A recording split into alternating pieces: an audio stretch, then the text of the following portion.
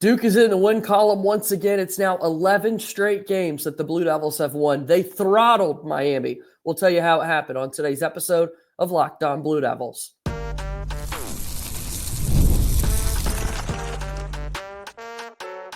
You are Locked On Blue Devils, your daily podcast on the Duke Blue Devils. Part of the Locked On Podcast Network, your team every day. Hello, everybody, and welcome on into another episode of the Locked On Blue Devils podcast. My name is JJ Jackson. So great to have you here with us today on Wednesday, January 15th, 2025, as Locked On Blue Devils is your one-stop shop where we discuss everything going on in the life of Duke athletics. Today, we talk about Duke basketball as the Blue Devils pick up a massive victory over Miami last night in Cameron Indoor Stadium. They throttled the Hurricanes, an all-around amazing performance from Duke. And we'll go through the whole game with our good pal Kevin Connelly from Durham on today's show.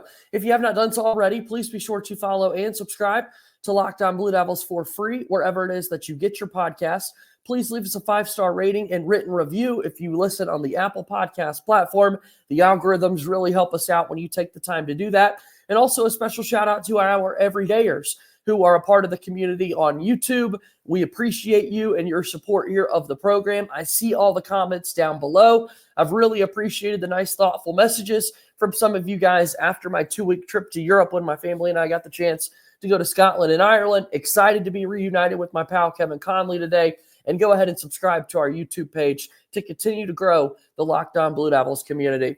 Also, on today's show, we're going to get you prepared for Saturday's game coming up against Boston College, how Duke can be prepared to keep this train rolling. 11 wins in a row, the longest win streak as Jon Scheyer being the head coach for Duke. It's Duke's longest win streak since the 2017-2018 season. So without further ado, super excited to bring him on into today's program. Kevin Connelly's here with us, and Kevin, we won't sugarcoat it. Miami is awful, a really, really bad team with a 4-13 record now on the season. They've yet to win a game in ACC play. In the second half, Duke got up by 29 points, and it was the largest deficit Miami had faced all season long, and the final score was a larger deficit than that. I mean, this just goes to show how poor of a team Miami is, but let's give Duke credit when there have been people out there who nitpick this team from time to time. And if you want to do that, I guess you could find a thing or two here or there, but let's not do that today.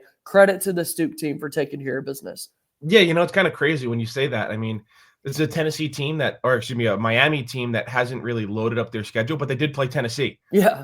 And Tennessee didn't beat them by that much or was up on them by that much, even though that was a neutral site game in Madison Square Garden. But I think especially coming after the game against Notre Dame where Maliq Brown gets hurt, it's almost like, okay, you're gonna have a couple of these games in ACC play this year, and I think Saturday could be one against Boston College. Is kind of the same thing, although you are on the road. But it's like, all right, get in, get out, win decisively, so your metrics don't really drop a significant amount, and don't get hurt. Like, that's kind of where you are in some of these ACC games. And I'll be honest with you, I think that's very bad for the league. Like, the ACC, I mean, it's still a proud basketball conference, but like outside of North Carolina, which is still the biggest games on the Duke schedule, like you look at that game against SMU, like that's probably a top 5 game Duke's going to play in ACC play. And I don't think that SMU team is anything special. I mean, yes, you still have games at Wake Forest and you still have games at Clemson. A Virginia to an extent, Right. But like some of these games, when you look on the schedule, it's like, man, this is not good. Like I don't think Jon Scheyer cultivated this schedule this year, knowing that the ACC was going to be this bad.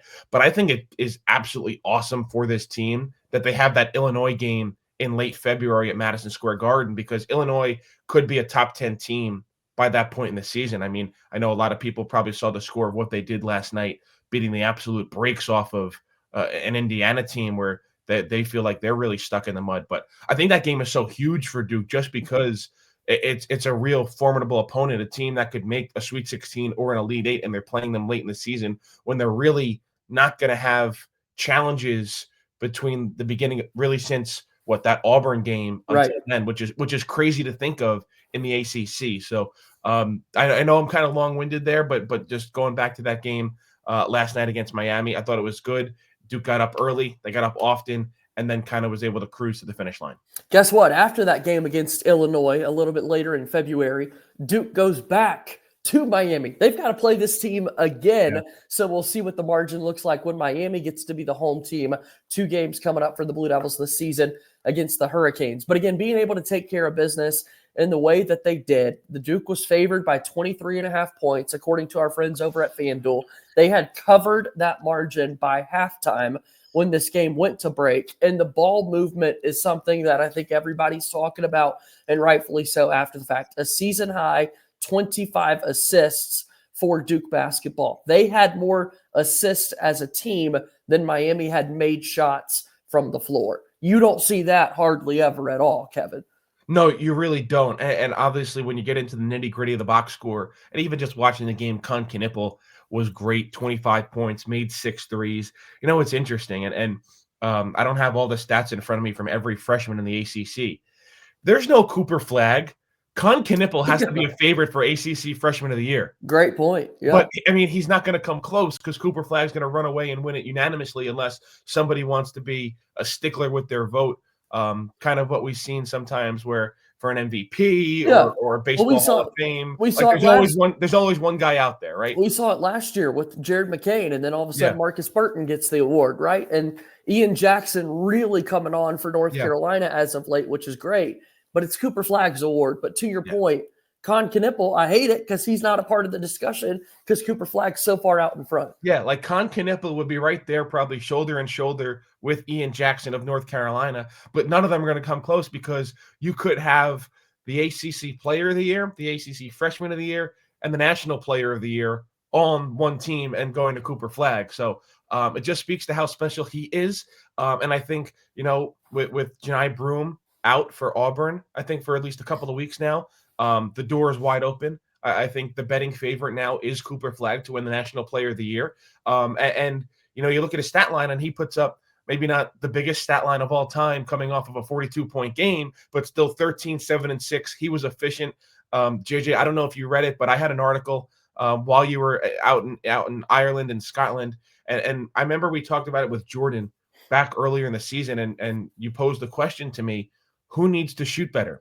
And I said Cooper Flagg. Yeah. And really since the start of December, he's over a 50% three-point shooter now. It's insane, those chunks and like John Shire had said, like he continues to work on it. He works so hard. He's in the gym all the time with Chris Carrawell. And it's shown. I mean, in ACC play, I think he's even including the games last night, I think he's now like a 52% three-point shooter. And go back to really around that Auburn game, maybe right after that Auburn game, George Mason, I think. I mean, he's shooting like 47% from three-point range. It's incredible. And the free throw numbers, the free throws percentage has jumped too. So this kid is something special. It's fun to watch him play, that's for sure. Really excited to see how he continues to build off this performance. We'll dive a little bit more into Cooper Flagg's line in this game against Miami. Knueppel had the 25 points, like we mentioned. How about Mason Gillis in the game that he had? We'll dive further into the box score after we take this break here on today's episode. Okay, Locked On Blue Devils here today is brought to you by our friends over at Rocket Money. Did Rocket Money help you find any subscriptions you forgot about or that you were paying for twice? That definitely happened to me. I had a few subscriptions that I didn't even realize I was still paying for, and Rocket Money made it so easy to track them all down. It's like having a personal assistant for your finances. Rocket Money is a personal finance app that helps find and cancel your unwanted subscriptions, monitors your spending, and helps lower your bills so you can grow your savings. It brings everything together in one place. Whether it's subscriptions, your spending habits, or even the goals that you want to hit this year, Rocket Money has over 5 million users and has saved a total of $500 million in canceled subscriptions, saving members up to $740 a year when using all of the app's premium features. Cancel your unwanted subscriptions and reach your financial goals faster with Rocket Money. Go to rocketmoney.com/lockedon today. That's rocketmoney.com/lockedon. rocketmoney.com/lockedon. Rocket Money is a proud sponsor of Locked On Blue Devils. Okay, the aforementioned Kevin Connelly's back with us here on today's show. We're talking about Duke's win over Miami. We already mentioned the 25 team assists for the Duke basketball team. They competed on the defensive end of the floor as well, because as we mentioned on the other side of things, that's fewer field goals made for Miami. This is a Duke team that came off a big win over Notre Dame, where it felt like Notre Dame couldn't even miss a shot in the building in Cameron. They went 14 of 24 from three-point range, did the Irish, and Duke still won the basketball game. It was really cool to see the defense locked back in and locking down the way that they did last night, Kevin. No, certainly. And that's where this team is so good on the defensive end. And you look at those metrics defensively, and they are one of the best defensive teams in the country. So getting back to their roots. And, you know, when you look at this Miami team, and we kind of hit on it, how they're not very good, but like they have names on their team where you're like, I remember that guy. He's pretty good. Like Matthew Cleveland, former Florida State player, Jaleel Bethea, who's was a highly sought after recruit this year. And this is a team that wasn't very good with Jim Larinaga. And certainly it feels like everyone's mailed in the towel now without him since he announced his retirement right around the holidays. But I think it's good for this Duke team to continue to work on those defensive principles. I know you have the box score up right here, and when we were going to break, you kind of teased Mason Gillis. He had a great game, shooting 4 of 6, and I think you can clump him in. And I'm going to shout out someone who I thought was fantastic as well, and has been for the past 2 games, and Kaman Malawach. Yeah, I mean, and now so much pressure is on him to perform with Maliq Brown out, and he goes for 12 points and 15 rebounds, coming off of what was another great game. I think he had 19 and 10 against Notre Dame. And what John Shire has really said is, like, Cooper Flagg's not going to play any of the 5. Like, what he has going is too good, and he's not going to mess with it. He's not going to change it. He's going to let Cooper be Cooper. So you're going to see Kaman, you're going to see Mason. I think Big Pat, I mean, he got some run there in the first half of the Notre Dame game and played a little bit more last night. But the big thing with Big Pat is, like, for him to play well and kind of fill the shoes of Maliq Brown, you can't look at the points, because Maliq Brown didn't score. Maliq Brown did everything defensively, and that's a lot to ask for a player like Big Pat, because he is a freshman. You can't expect him to be as good defensively as Maliq Brown, who could be one of the best defenders in the conference. So I think you're going to see a lot of Kaman and Mason at the 5. And I think Mason, if he can hit shots, would be really big for this team, because he spreads the floor even more at that 5 position and opens up the paint for a guy like Kaman. So I think those two played really, really well last night. Yeah, for Malawach, you mentioned the 12 points, 15 rebounds. That's a career high, 15 rebounds in just 20 minutes of action. Duke's winning by so much, they didn't really have to play Malawach the 32 minutes that he got against Miami, although it looks like we're going to continue to see that number of minutes grow for him. John Shire, when they announced the news that Maliq Brown would be out for some time, mentioned the possibility of Mason Gillis playing some 5 and Duke going really small out there with Cooper Flagg in the front court with Gillis as well. And Duke was able to do that and experience and tinker with so many of these different lineups. You get the 18 minutes from Big Pat as well, because you were able to take care of business. I thought that was just as important too when you think about the rotations and the lineups out there on the floor, because the game was decided by so much. You felt comfortable to go out there and say, okay, what group of 5 can go on runs? And that was awesome to see, because it felt like every 3 or 4 minutes, it would be a different group of 5. And then the next thing you know, Kevin, it's a 9-0 run, and Duke extends the lead once again.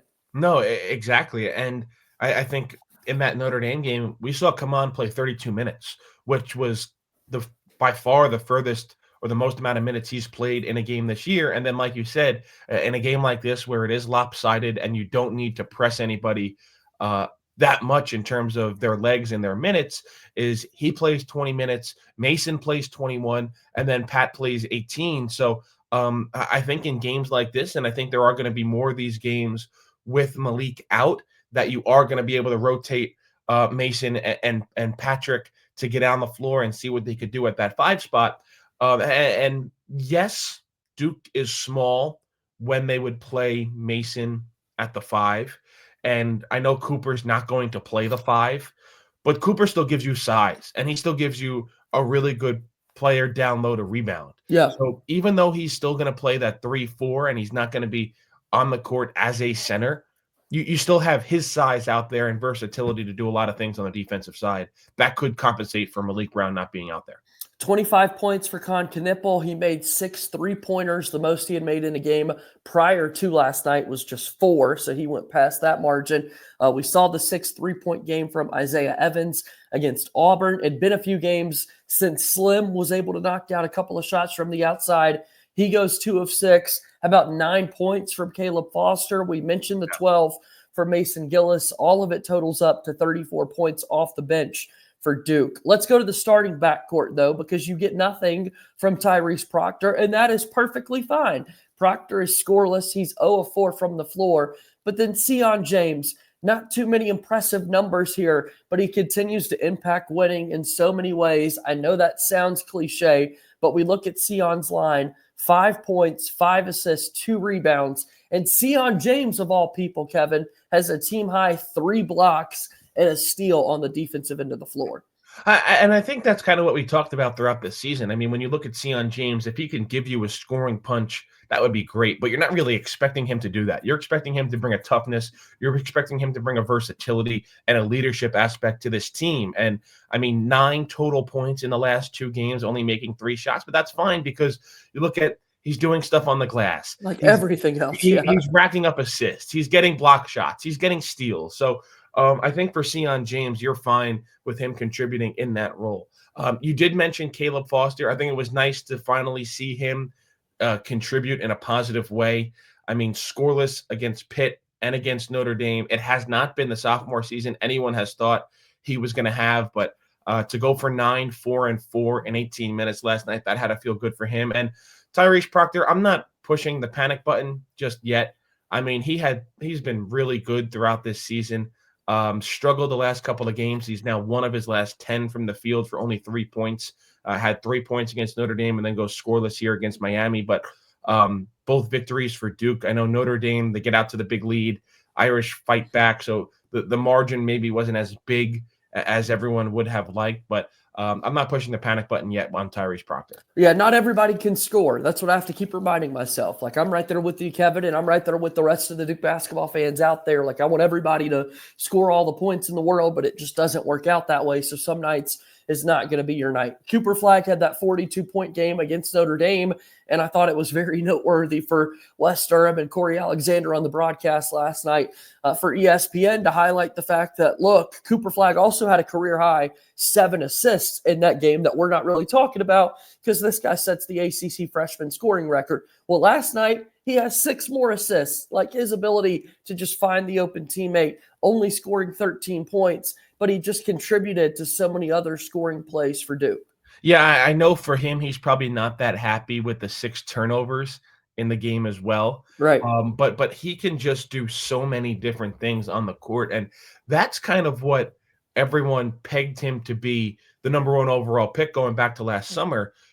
That's the reason why, is because he can do all these different things. And then I guess he's not really known to be that lethal scorer, but then you throw up a 40 ball and you're hitting almost 50% of your 3-point shots for about 5 weeks now. And you're like, all right, this kid can really do it all, because you're looking at players like Dylan Harper and Ace Bailey who are putting up 30 and 40 balls to their own for their own teams. And then Cooper Flagg comes out with this and has 7 assists, and he's rebounding and he's playing defense and he's scoring and he's doing all these things. So it's really fun to watch. And it kind of stinks when you think about it this way, but like only have 2.5 more months to watch this. Yeah, no, I mean, we got to enjoy every single second of Cooper Flagg wearing that Duke uniform, much like his parents are doing. I really appreciated the cutaway shots that they had during the broadcast to his parents, Ralph and Kelly Flagg, their reactions to pretty much every play that he was having. And look, to show you how wide of a margin it was in this one, there was a rollout in last night's game, right? Kevin, you and I have been in the play-by-play chair before for some of these broadcasts. And when we roll to break, oftentimes we want to show you this massive highlight play that just took place. But these producers had a rollout play of a Cooper Flagg turnover to show you the reactions of his parents. And you could see his mom saying, Cooper, no, he's not perfect. That was so cool to see his parents being as tough as critics, man. That was an awesome way to roll to break. Yeah, in these games, and I think Duke's going to have a couple more this season, you're going to have a couple of those where they're up big. You're looking to fill time. You're looking to captivate the audience going to break. and that's what you're going to get. So They that did just was cool. that. Yeah. No doubt. All right. Well, we'll take one more time out. On the other side, we're going to look at Duke's game coming up against Boston College and other noteworthy things across the ACC. This is Locked On Blue Devils. Our show today is brought to you by our friends over at Wayfair. After the holiday hustle, there's nothing like giving your home a little TLC. I can always find decluttering and refreshing my space helps me get back into a routine. Whether you're tidying up, clearing out, or just want to give your space a new look to start the year, Wayfair has everything that you need, all within your budget. I'm currently looking for furniture, and their huge selection makes it easy to find pieces that fit my style and budget. My favorite part? Well, that's got to be the free and hassle-free delivery, even for larger items. Wayfair's site was so easy to navigate, and I found everything I needed in no time. Give your home the refresh it needs with Wayfair. Head to wayfair.com right now. That's WAYFAIR.com. Wayfair, every style, every home. Wayfair is a proud sponsor of Locked On Blue Devils. Okay, so we move forward here on today's episode of Locked On Blue Devils. JJ Jackson alongside Kevin Connelly from Durham. Duke now gets set to take on Boston College this weekend, Kevin, and it's another team in which Duke should win by quite a large margin. I mean, they continue their average margin of victory just goes up and up and up. They had a closer one with that final 8-point margin against Notre Dame, and I think Duke overcorrected the course by picking up this 35-point victory against Miami. You're going back out on the road, but this is a very poor Boston College team. I guess our goal is to have the same conversation we're having today following that one, where we see a Duke team just go up there, don't play with your food at all, take care of business. Yeah, I mean, I guess my biggest key to victory with this in this game would be to show up, and I think they can get it done. I mean, Boston College, 9-8 overall, 1-5 in the ACC. Now, what I will say, when you go on the road and you're playing at 8:00 local tip time, that could just present some challenges because you're sitting around all day. Now, this game was actually supposed to tip off at 4 p.m., but the NFL gave ESPN the first divisional round playoff game, so the tip-off time got bumped to 8 p.m. So that's a reason why you would think a Duke-Boston College game wouldn't be tipping off at 8:00 local on a Saturday night, but no, it was supposed to be 4, but the NFL game obviously takes precedence, so it got bumped to 8:00. I think you want to go up there, you want to take care of your business. You don't want to be looking past this game either because you do have a week off. After this game, you don't play again until the following Saturday when you go to Wake Forest. So I just think maybe those two things, just overcoming those mental obstacles of taking Boston College seriously, don't look past them, and looking forward to your week off, and just trying to stay loose and stay fresh while you're sitting around all day waiting for an 8:00 tip-off time. So I guess those would be my 3 keys in addition to showing up. All right, so we got 18 teams in the new ACC, right? Only 15 of the 18 are going to get to qualify for the ACC tournament and get the chance to go and win that title. So that's going to be something to watch throughout the course of the season. Duke's obviously going to be one of the top teams within the league and getting a chance to participate in the ACC tournament. Only 3 games last night, though, a heavier slate today. And the 3 games in last night, you could argue, are the 3 best teams within the conference. Duke wins handily. Louisville goes on the road to Syracuse and wins by 24. And then it's Clemson going on the road to Georgia Tech, and they win by double digits. Louisville and Clemson right behind Duke. They're 6-1 within the league. And Duke, of course, atop the ACC at 7-0. Many people believe, Kevin, and I'm in that boat too, this is arguably the 3 best teams within the conference that played last night. Listen, man, hats off to North Carolina. I know they have talent. I know they have the pedigree. But, man, I mean, what Pat Kelsey has done at Louisville this year is incredible, especially coming off of where they were the past couple of years with Kenny Payne. I know it's a little bit easier to rebuild in the NIL and transfer portal era. And if you know Pat Kelsey and what he's done at his previous stops, how he just injects energy into a fan base and a community, that's what he's doing at Louisville. And we talk about wins and losses aging well or aging poorly. For Duke, I mean, you can make the argument outside of Auburn, their win against Louisville is going to age the best throughout the rest of this season, going on the road against Louisville. And let's be honest, I think Duke got Louisville at a really good time in the year. I mean, they were banged up. They were still kind of adjusting to life with some of their top players out. They were coming in off a 2-game losing streak, so they got them kind of at a vulnerable point in their schedule. But really since then, and they struggled in their following game against UTEP, and then obviously losing against Kentucky. But I don't know if it's maybe the ACC being down, but once they've really jumped into full-fledged ACC play, they've kind of taken off. I mean, victories over North Carolina, a blowout win over Virginia. They beat Clemson at home. They beat Pitt on the road, and then they bludgeon, I think, a really bad Syracuse team that is going to have answer a lot more questions internally this offseason about their program, probably than most in the conference. But, man, I think right now you have to say this Louisville team is the second best team in the ACC because they have those victories on the road at Pitt, against Clemson, and against North Carolina. Hats off to Pat Kelsey and what he's doing. It's a shame that Duke and Louisville don't play each other again in the regular season, but I think this could be a late-round ACC tournament matchup between the Blue Devils and the Cards. Yeah, who knew that? That was the very first game that Duke plays in conference play. That's back in early December, right after the Auburn game, that Duke was able to knock off Louisville, and how great they look right now. We'll see North Carolina in action a little bit later tonight. They're in Chapel Hill taking on the Cal Golden Bears, and then Boston College, Duke's next opponent. They've already played this week as well. They played Monday night and lost by 18 at Notre Dame. So when we look at, we're still waiting for our friends at FanDuel to give us a line to be able to promote for you all there. But when we just look at the ESPN analytics and the Basketball Power Index, we've got a 97.1% chance that Duke wins this basketball game. Yeah. I would tend to agree. The one thing I'll add about that, when you're talking about the basketball games tonight, I mean, we've gone through a whole football season. We've now gone through just about a quarter of the conference season in the ACC. I still cannot wrap my head around Stanford and Wake Forest and Cal and North Carolina being ACC conference games. Yeah. I for whatever, I can't do it. Like, I was watching cross-country travel in the middle of the week. Like, I was watching Cal and Virginia. I think it was one night last week. It was a late tip, and I was up and I had the game on. And like, just thinking that it was a league game, I just could not. It was one of those things where, like, if you're in school or if you're reading something and you just can't comprehend it, like, that's my mind when it comes to those games. Like, I'm gonna put on the TV tonight and I'm gonna watch Cal in Chapel Hill take on the Tar Heels, and it counts as a league game. It doesn't make sense. It doesn't click for me. It still doesn't click. It's crazy. I'm there with you, man. Well, we'll get to see Duke back in action on Saturday, taking on Boston College. To your point, a late start, 8 p.m. Eastern. We'll see the ball go up in the air between these two teams.